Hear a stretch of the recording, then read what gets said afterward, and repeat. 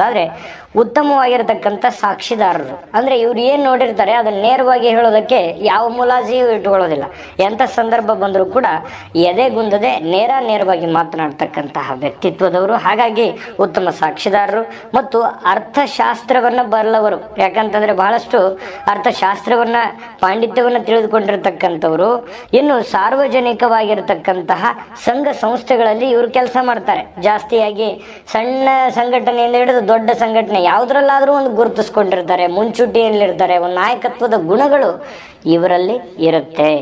ಇನ್ನು ಈ ನೀರಿನ ಸರಬರಾಜು ಮಾಡುವುದು, ಇನ್ನು ಈ ಅಣೆಕಟ್ಟು ನಿರ್ಮಾಣ ಮಾಡುವವರು ಮತ್ತು ಈ ಸಿವಿಲ್ ಇಂಜಿನಿಯರ್ಗಳು ಮತ್ತು ಉತ್ತಮವಾಗಿರ್ತಕ್ಕಂಥ ಗಣಿತ ವಿಜ್ಞಾನ ತಜ್ಞರಾಗಿರ್ತಾರೆ. ಎಜುಕೇಶನ್ ಡಿಪಾರ್ಟ್ಮೆಂಟ್ ಅಲ್ಲಿ ಜಾಸ್ತಿ ಜನ ಇರ್ತಾರೆ, ಇಂಜಿನಿಯರಿಂಗ್ ವೃತ್ತಿಯಲ್ಲಿ ಜಾಸ್ತಿ ಜನ ಇರ್ತಾರೆ ಮತ್ತು ಈ ಸಂಘ ಸಂಸ್ಥೆಗಳಲ್ಲಿ ಜಾಸ್ತಿ ಜನ ಇರ್ತಾರೆ. ಸರ್ಕಾರಿ ಕ್ಷೇತ್ರಗಳಲ್ಲೂ ಕೂಡ ಬಹಳಷ್ಟು ಜನ ಗುರುತಿಸ್ಕೊಳ್ತಕ್ಕಂತಹ ಸಾಧ್ಯತೆಗಳು ಜಾಸ್ತಿ ಇರುತ್ತೆ. ಇನ್ನು ಕೆಲವೊಬ್ರು ಕಥೆಗಳನ್ನ ಬರೆಯುವುದು, ಈ ಸಾಹಿತ್ಯ ಕಲೆ ಇದ್ರ ಬಗ್ಗೆ ಬಹಳಷ್ಟು ಆಸಕ್ತಿ ಇರತಕ್ಕಂಥದ್ರಿಂದ ಅದೇ ಅವರ ವೃತ್ತಿ ಜೀವನವನ್ನಾಗಿ ಕೆಲವೊಂದು ಜನ ಮಾಡ್ಕೋಬಹುದು. ಇನ್ನು ಕೂಲಿ ಕಾರ್ಮಿಕರಾಗಿನೂ ಕೆಲಸ ಮಾಡ್ತಕ್ಕಂಥದ್ದು, ಅದು ಸಣ್ಣ ಪ್ರಮಾಣದಿರ್ಬೋದು ಅಥವಾ ದೊಡ್ಡ ಪ್ರಮಾಣದಿರ್ಬೋದು. ಇನ್ನು ಬಹಳಷ್ಟು ಜನ ಕೃಷಿಕರು. ಈ ಒಟ್ಟಾರೆ ಹೇಳ್ಬೇಕು ಅಂತಂದ್ರೆ ಈ ಪುನರ್ವಸು ನಕ್ಷತ್ರದವರು ಈ ಆಡು ಮುಟ್ಟದ ಸೊಪ್ಪಿಲ್ಲ ಅಂತ ಹೇಳ್ತಾರಲ್ಲ, ಹಾಗೆ ಎಲ್ಲ ಕ್ಷೇತ್ರಗಳನ್ನು ಕೂಡ ಅವರು ಅದನ್ನ ಪರಿಪೂರ್ಣತೆಯಿಂದ ಕೆಲಸ ಮಾಡ್ತಕ್ಕಂತಹ ಮನಸ್ಥಿತಿ ಉಳ್ಳವರು ಮತ್ತು ಆ ಕ್ಷೇತ್ರದಲ್ಲಿ ಇವರಿಗೆ ಸೂಟ್ ಆಗತ್ತೆ ಅನ್ನುವಂಥ ಮಾಹಿತಿ ತಿಳಿಸ್ತಾ ಇದ್ದೇನೆ. ಬನ್ನಿ ಹಾಗಿದ್ರೆ ಈ ಪುನರ್ವಸು ನಕ್ಷತ್ರದವರ ಆರೋಗ್ಯ ಯಾವ ರೀತಿ ಇರುತ್ತೆ ಅನ್ನುವಂಥ ಮಾಹಿತಿಯನ್ನು ನೋಡೋದಾದ್ರೆ, ಸಣ್ಣ ಪುಟ್ಟ ವಿಚಾರದಲ್ಲಿ ಈ ಶ್ವಾಸಕೋಶದ ತೊಂದರೆಗಳು ಕಾಡಬಹುದು. ಕಿವಿಯಲ್ಲಿ ಸ್ವಲ್ಪ ಕೀವು ತುಂಬುವಂಥದ್ದು, ಆಗಾಗ ಸ್ವಲ್ಪ ಕಿವಿ ಸಮಸ್ಯೆಗಳು ಇರ್ತವೆ. ಇನ್ನು ಹೃದಯ ಸಂಬಂಧಿ ಕಾಯಿಲೆಗಳು ಮತ್ತು ಅತಿಯಾಗಿ ಹಸಿವೆ ಆಗುತ್ತೆ.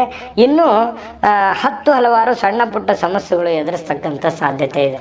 ಇದು ಸಹಜವಾಗಿ ಎಲ್ಲರಿಗೂ ಇದ್ದಿದ್ದೆ, ಆದರೆ ಹೇಳ್ಕೊಳ್ಳುವಂತಹ ದೊಡ್ಡ ಸಮಸ್ಯೆಗಳೇನು ಇಲ್ಲ. ಆದರೂ ಕೂಡ ಆರೋಗ್ಯದ ಬಗ್ಗೆ ನೀವು ಗಮನವನ್ನು ಹರಿಸ್ತಕ್ಕಂಥದ್ದು ಬಹಳಷ್ಟು ಯೋಗ್ಯವಾಗಿರತಕ್ಕಂಥದ್ದು. ಈ ಪುನರ್ವಸು ನಕ್ಷತ್ರದ ಕೇಕೋ ಹಾಹಿ ಅನ್ನುವಂತಹ ಚರಣಾಕ್ಷರದಿಂದ ಬರ್ತಕ್ಕಂತಹ ಮಿಥುನ ರಾಶಿ ಮತ್ತು ಕರ್ಕ ರಾಶಿಯ ಮೊದಲನೇ ಚರಣದಲ್ಲಿರ್ತಕ್ಕಂಥದ್ದು. ಇನ್ನು ವೀಕ್ಷಕರೇ,